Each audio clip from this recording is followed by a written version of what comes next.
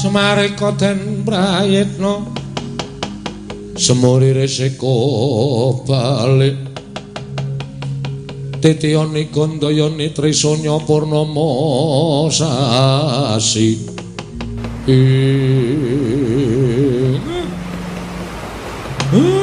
Legegek sadulita mel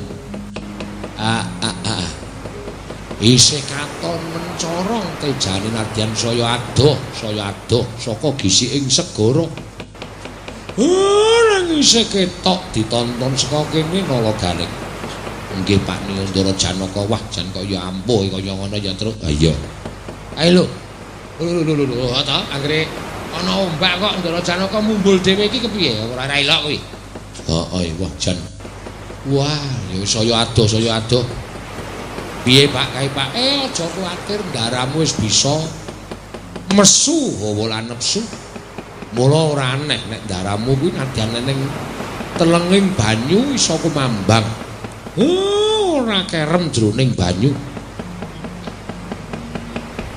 dian ana aku nganti elok tenan kae to wah aku nek iso ngono kae nyabrang ning ndi-ndi rasa dadak numpak kelapa apa kelapa kapal kok iso nganu ya Pak iso kaya ngono ya Ndara Janaka iya daramu ki ampuh heeh karang ya panen ampuh tenan kok Ndara Janaka ya ora kurang ajar kuwi ora kurang ajar kuwi ning pinggir segara kok ngadep bapakne kok meringis ora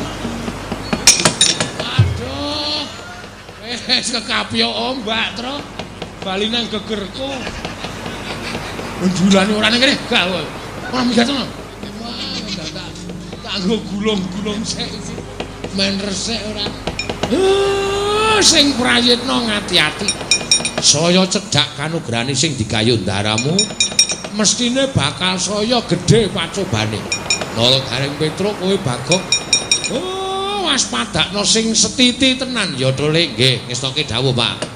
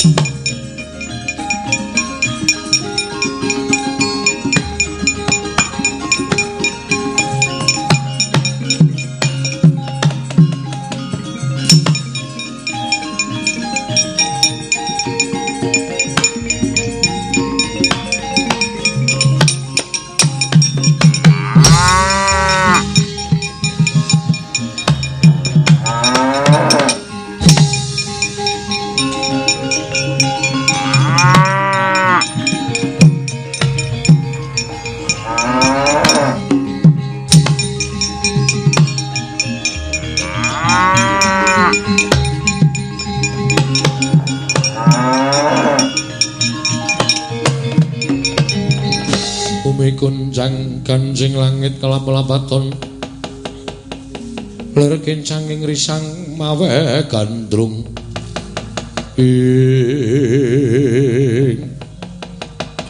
kumambang nitih lembuandini sang dewa srani nalika semanten ngestu padha dawing Kang Rama Sang Hyang Jagat Girinata miwah ingkang ibu nenggih Sang Pandya Bathari Durga ing cipta sanggaya wahyu purbaning rat sakala saya cedhak anyaketi papaning Sang Arjuna nggene para lampah tapa kemambang sigra musti pusaka jemparing paringanipun ingkang ibu nenggih Sang Pandya Bathari Durga nalika semanten lumepas punang jemparing kenging dadaning Sang Arjuna untal kaprapal kendang kapracondang dawah gisiking samudra geger sang ya para-para kawan wau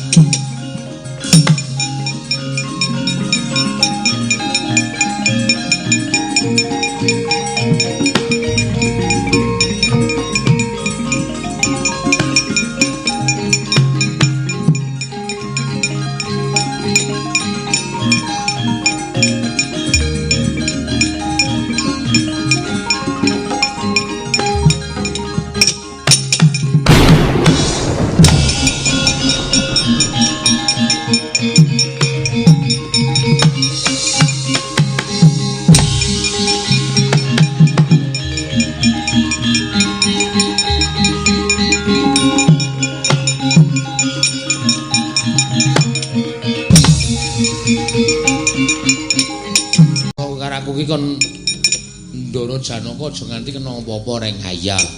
Kowe karo aku kudu mubeng gisik segara supaya Ndara Janaka le tapa nggayuh kanugrahan ki supaya iso lho.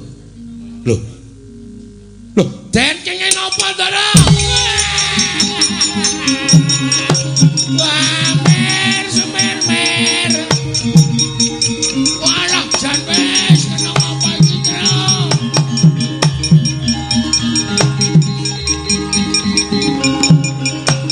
Wah.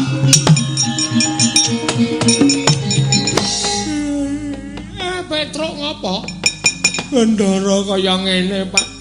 Pasuryane kok biru kabeh. Kaya kena racun. Iki kena ngopo? Iki Ndara kena ngopo? Engko nggih Ndara nggih dari iwak kembung. Lho. Iwak kembung dengkulmu mlocot ora. Kuwi kan beracun, Truk. Nang segara kan iwak kan ora enak kabeh. Iwak kan beracun kabeh. Dadi aja nganti ngawur mangan iwak racun. Iki omong apa iki ora? Mbok menawa Ndara keracunan. Ora bakal lakon Ndaramu kok dahar. Buron toya nganti kaya mengkono. Wong Ndaramu iki lagi tapa? Iki mesti ana ngopo-opo. Petruk minggir gareng aja tok rungkepi tak deloke kaya ngopo kahanane.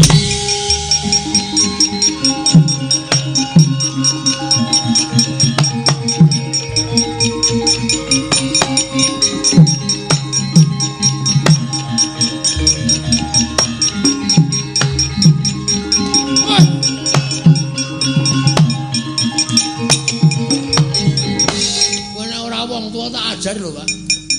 Ngopo? Aku iki takon nitik Ndara kena apa malah? Ngono kuwi ngapa ngono kuwi? Kuwi maksude apa? Aku kuwi kaget. Kaget ra ya. Aduh, ngono. Kaget kok. Kuwi ngapa ngono kuwi? Kuwi kepiye maksude aku tak takon? Wah, pancen setan ora. Kuwi mundur kene. Sawangen dadane Ndaramu Janaka. Petruk, Nun, sawangen dadane Ndaramu Janaka. Kaya ngopo ora? Lho. Kok kaya ana tatu kena gaman, Pak? Apa iya, Truk? Lho. Kok kaya ana tatu kena gaman? Bagong delok dadane Ndaramu ora. Lho. Kok trepes ra ana apa-apa. Kok kaya ana tatu kena gaman. Wah, kaya dibor ya, Truk. Wah, la elok tenan. Ngece bapakne kowe. Jenesenge aku. Anggere kaget kok mbok ya kaget ki ndang. Petruk, dalem, Pak. Ndaramu gendongen. Iki sapa sing arep nambani golek ana Sinuwun Ndarawati Petruk. Ndaramu gendongan jaken mlayu bengno. Iki golekno tamba. Wah, jan wis.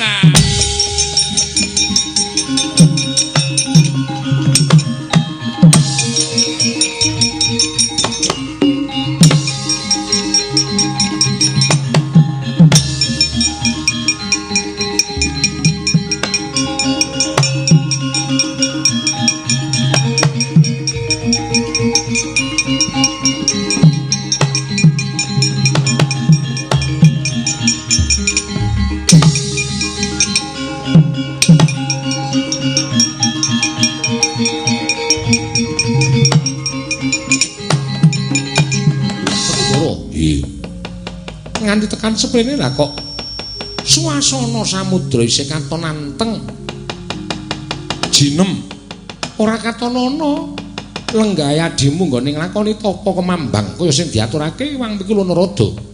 Wah, apa tumon lan apa ya kelakon Narada kakek Kugoro karo titahe mesine wae ora.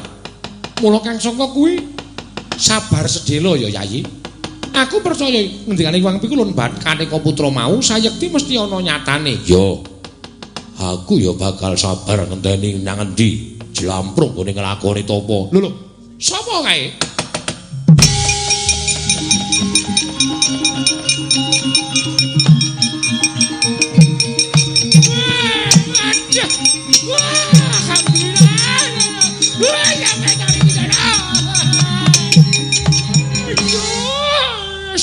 syukur alhamdulillah ya Allah.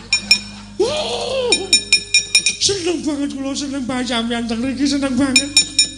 Petruk kowe ngapa gedabikan ki apa?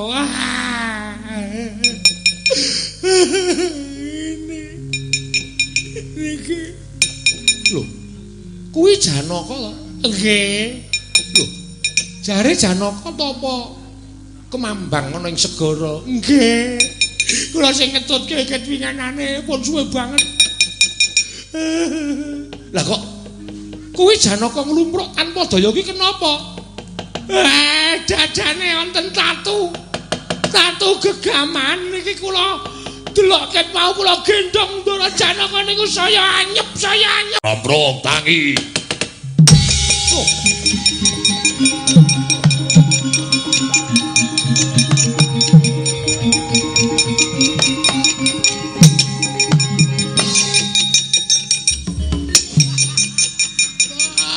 Ketingasan Ndara.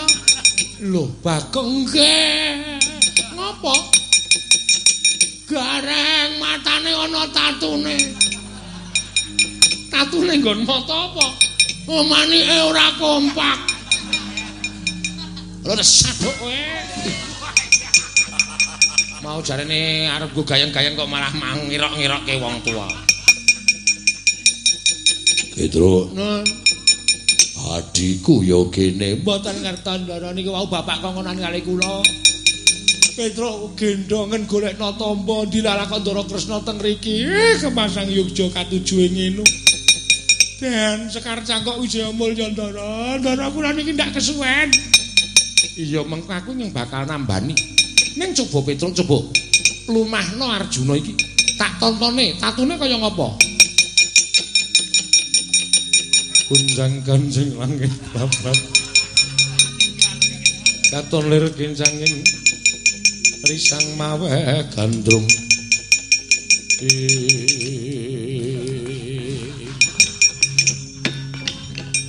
ngapa reng kuwi obah kaya cinggol kakangne nganti cemplung selokan aku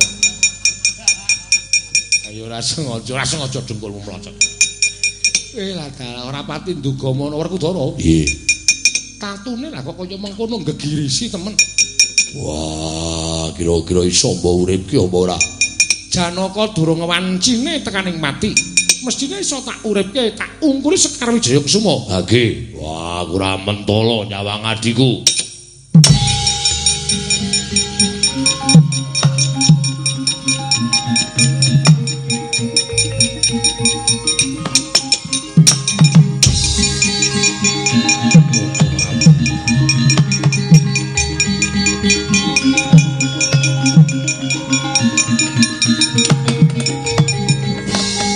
Arjuna wonten paring adhawu.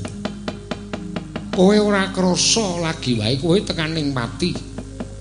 Enget kula wonten pewujudan gegaman temantuk wonten ing dada. Sengkel mboten saged unjal napas. Tumunten kula kendhang kapracundhang kontal kaprapal dumugi mriki. Mboten mriki mrika. Lah kok aku iso tekan kene. Nek ora ana aku sapa sing gendong?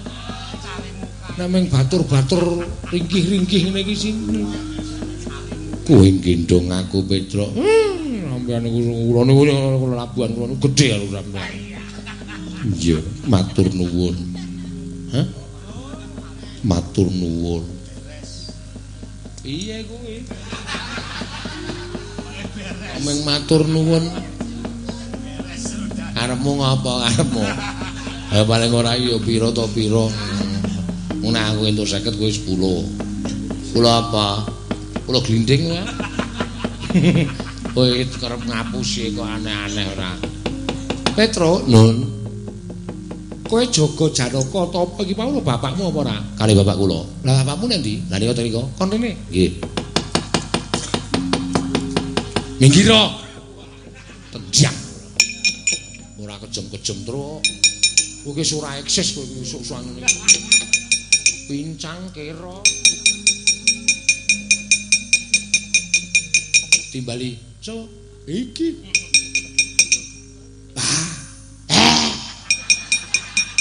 Timbali.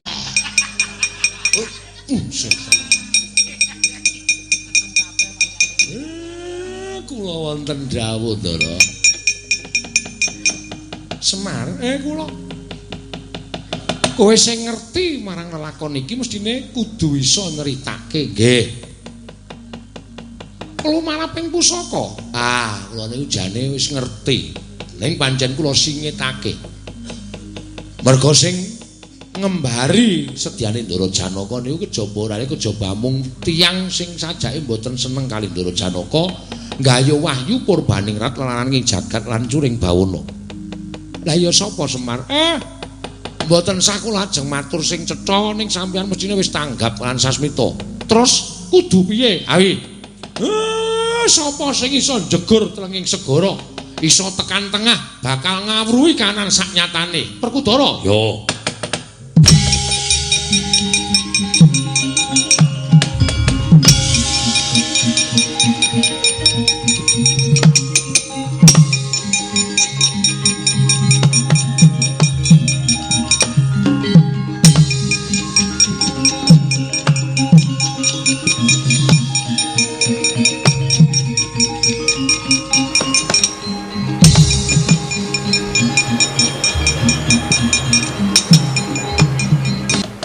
Petro, aku didhawuhi karo Kresna supaya jegur telenging segara.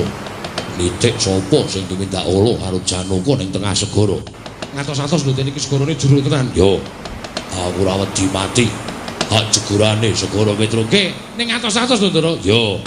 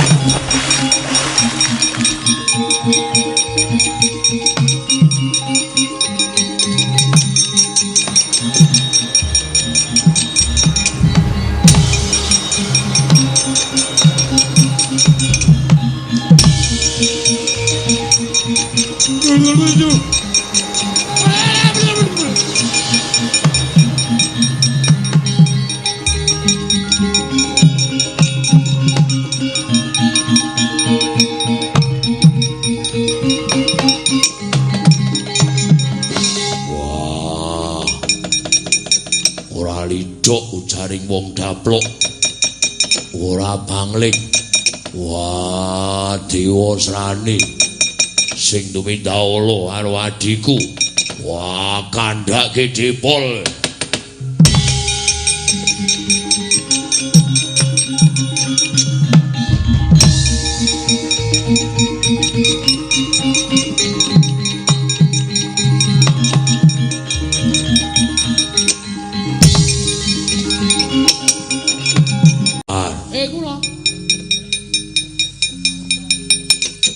Topo ning tengah segara ora pangling anake Bathara Guru Dewa Srani. Lah nek ngedapi-dapi timen Dewa Srani kok iso kemambang teng-tengahing segara? Nitih Lembu Andini. Wah, mangku kudu ting jemparing murup sak obor. Wah, setan ratatanan. Yo. Anak kula Petruk wau manjak. Wah, katut. Katut apa mang sikep? Pak!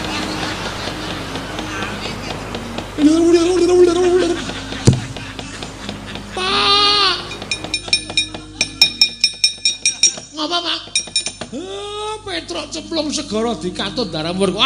Ndara werku ndara iki payen mindhon gaweni senengane.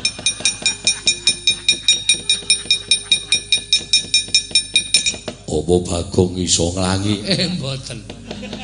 Kanggo sing kali rak wong loro malah. Wah, werna-werna wae.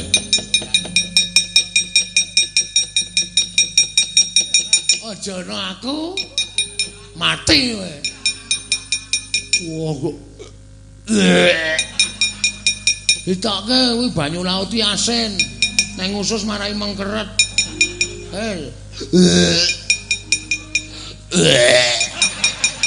Lah kowe kok ya kelelep kok. Aku ya kelelep. Yo pancal-pancalan sirah nganti tekan pinggir ya, Gong. Nek ra iso slamet. Piye, Semar? Mang semingkir iki gawean kula.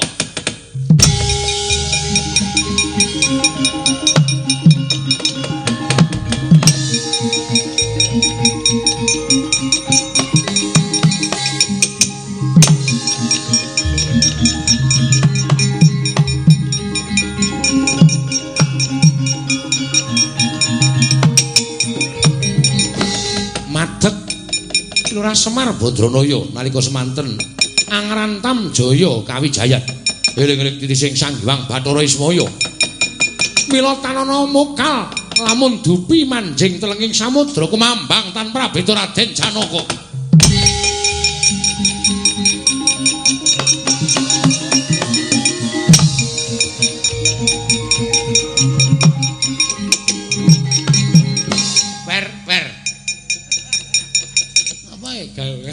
bapakmu gleleng kae bapakmu. Wah, bajigur. Ora iso ngono ya. Oh iya, Semar iki dewa kok. Aku nek ora iso nyanyi Semar isen aku. Ah iya.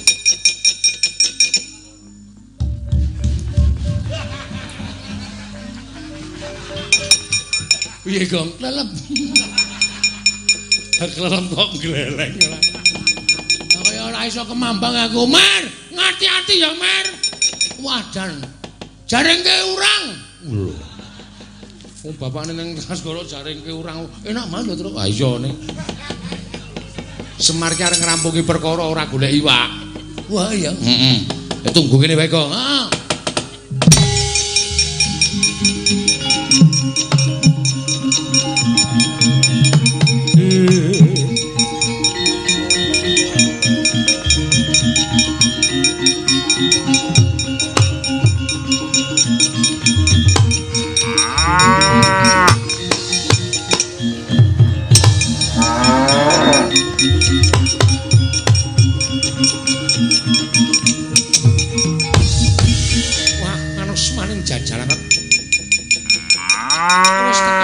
Jroning pikiranku sarta jroning penggaliku yen Kakang Janaka no pusaka tekaning pati mesti abdi-abdine ora trima dalah ora lidha ujare wong daplok Semar Badranaya Kakang Semar Badranaya mlaku ning dhuwuring banyu sajake bakal mrepeke karo papaning Dewa Srani tiban pusaka jeblok diadamu parat kowe.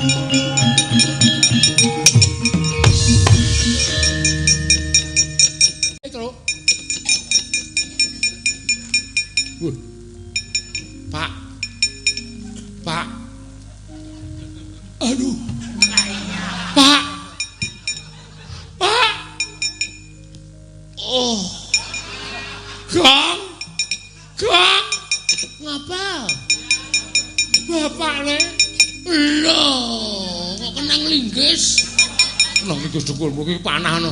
Kenapa apa, Pak? Iki ditutut. Pak, iki ditutut. Lah mau kok meringis-meringis. Kok meng tak beda. Tutut. Wih lah bapak iki metu petake tenan. Nah, yo. Ora seru-seru. Ya.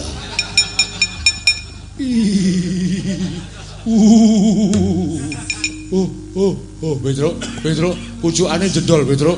Alon-alon. Ha! Yuk mati bleseke. Petro nggo dolanan wong tuwa. Iki kene panah. Nggo dolanan modasmu.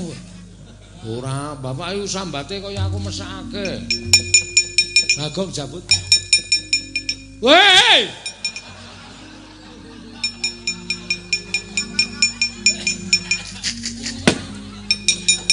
Aku iki njabut sok cepet ngono iki lho. Sok kaget. Wonge sok kaget.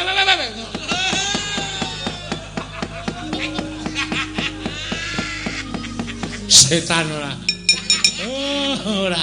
Ora nganggo sraba lurung ngono kowe. Amane selak jero. Adudon mesake bapak mrinding ya Pak. Maksir. Maksir atine Mak. Pernyang. Jenggolmu. Kene gone. Darahmu Janaka ndi? Wah, ya.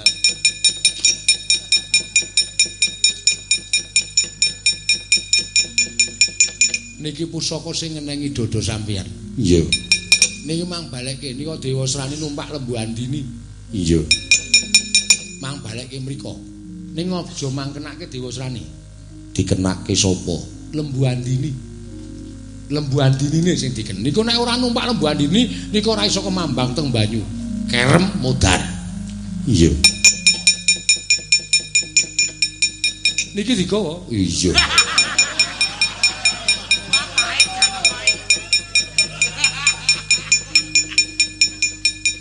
Arep manah kok ora nggawa panah.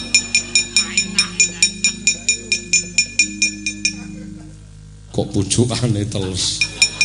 Bar kenging kula. Oh iya.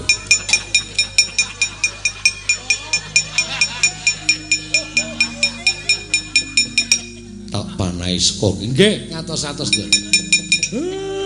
Lembu Andinine lho, Den. Iya.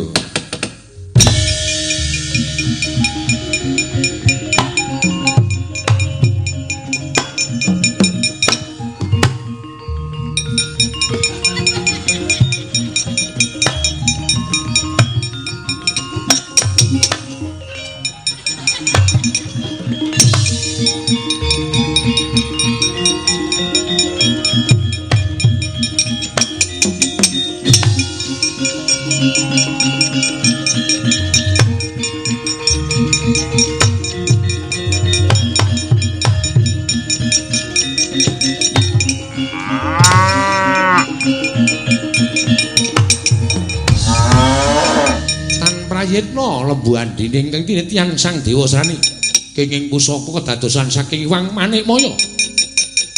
Kenging mestakaning Lembu Andini kontal punang Lembu Andini prapteng Kaiwangan Suralaya. Pusaka babar Sang Iwang Pikulun Manikmaya. Dewa Srani kerem madyaning samudra tanggap Sang Iwang Pandya Betari Durga.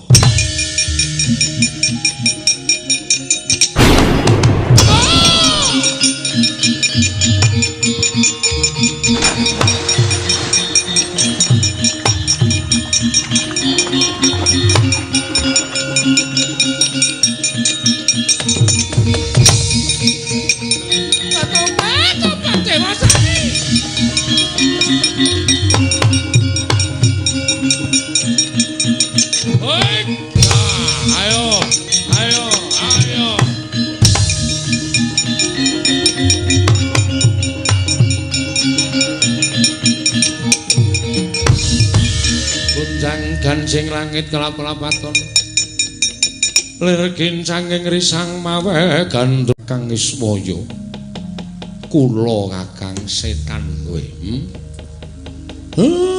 ping pira kowe nuruti karo Durga nuruti karo anakmu nganti kowe mengeng karo jiwaning kadewatan inggih piye bendaraku nganti nek ora ana Sinuwun Ndarawati Ndaraku Janaka wis sirna margalayu merga kena pusaka kedadian saka kowe nggonmu nuruti karo anakmu. Inggih, kula lepat. Lembu Andini mbok paringke ngampil karo Dewa Srani dienggo tapa ngambang ana ing segara. Apa dianggep aku ora ngerti? Iya. Apa dianggep aku ora weruh? Ya. Inggih. Kula njojo ing saking ngalematan. Nek kowe ora iso ndodho sak kabehing kaluputanmu, dina iki tak sowanke ning nggone Sang Hyang Pikulun padha wenang. Men entuk paukeman, aduh Kakang sampun kula sampun ndodho. Buktine kowe ndodho keluputan. Wahyu Purbaningrat kula paringaken Arjuna, Kakang.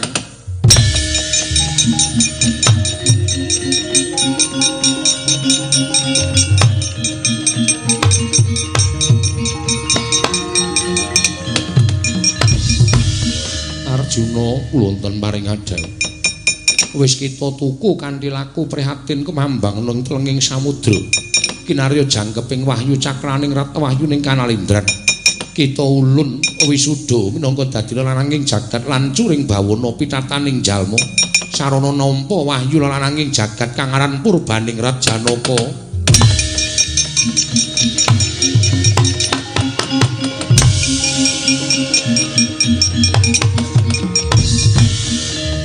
Mekaten Kakang, bukti kula sampun lenggana ing kaluputan. Ya. Sesuk meneh iki dipetung. Aja gampang kepilut karo tembunge Durga. Mengko kowe ndake keseluruh dalan sing kleru. Dewa kok sasar susur tumindake. Ora prayoga Manikmaya. Inggih. Wis kana bali ya. Inggih, Kakang kula wangsul wonten ing Suralaya, Kakang.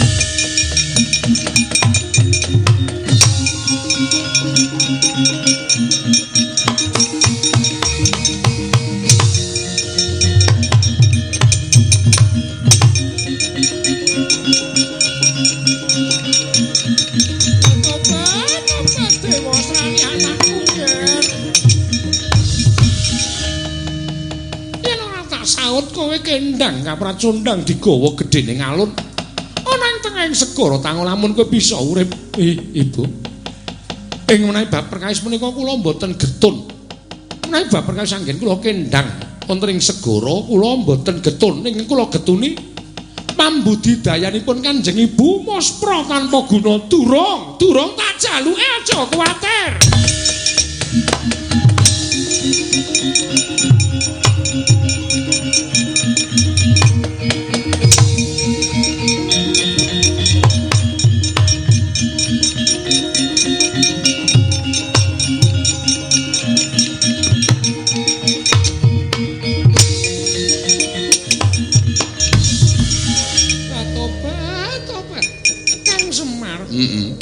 Nggih. Arep apa kowe? Inggih. Inggih ngapa? Badhe nyuwun. Mbok ora sembrono. Dereng rampung atur kula. Nganti kaget aku. Badhe nyuwun wahyu Purbaningrat. Itu to maksud lu. Inggih. Kakang Semar badhe kula maringaken dhateng pun Dewasrani. Ngerti ora? Mboten. Sik. Purbaningrat ditampa dening Ndara Janaka. Ndara Janaka wis resmi dadi lananging jagat lan curing bawana. Merga Ndara Janaka wis kedunungan wahyu cahyaning rat piranganing purba sejati. Inggih. Kakang Semar niku napa dadak melet-melet barang iki ngapa? Ngapa dadak melet-melet? Ayo mulih. Inggih ngesnaken dawuh. Anggere ganggu gawe dulurku sing lenggah nang kene titeno aku mbolo geni. Ngesnaken mulih. Inggih, Amabur. Inggih. Hop. Aja dhuwur-dhuwur. Inggih, keparingipun menawa.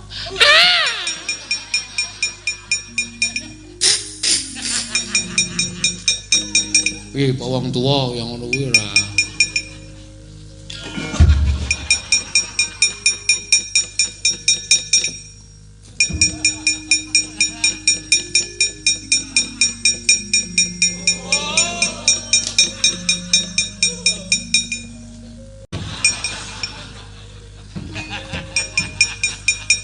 Edian. Gong. Sandane. Weruh bedhahe Durga ora? Masa weruh? Weruh. Edian. Bedhahe Durga iki Cobo. Dewa kok suwek. Masa? Jajal-jual ra karu-karuan kae. Karete jero nganti ketok kok. Kolore nganti ambyar-ambyare lho. Kaya iki wae. Wah. setan Bolgonamu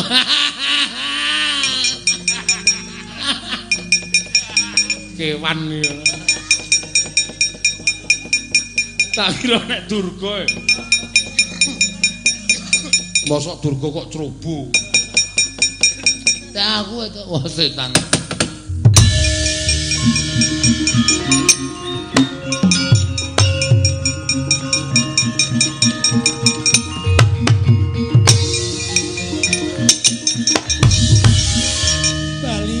Bali ibu nang ngaten kula gagal anggenipun bados lananging jagat lan curing bawana sesuk mangsa kalana wayu tak gayuke ning bab iki cupeten semene gegayuhan miya Dewa Srani trimane kowe karo aku mengko malah kewirangan Bali sewae Dewa Srani Bali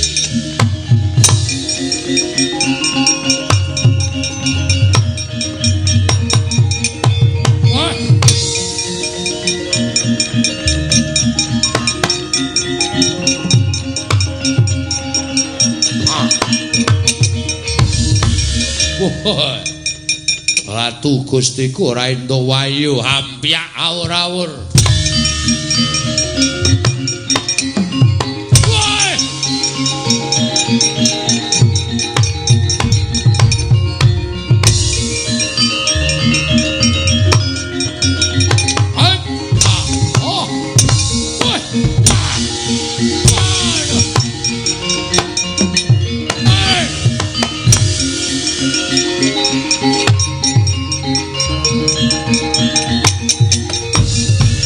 Arsa madange jagat tok mungo-mungo sapucak ing wukir marebak bangsa mirat keneng soroting surya mega lan gunung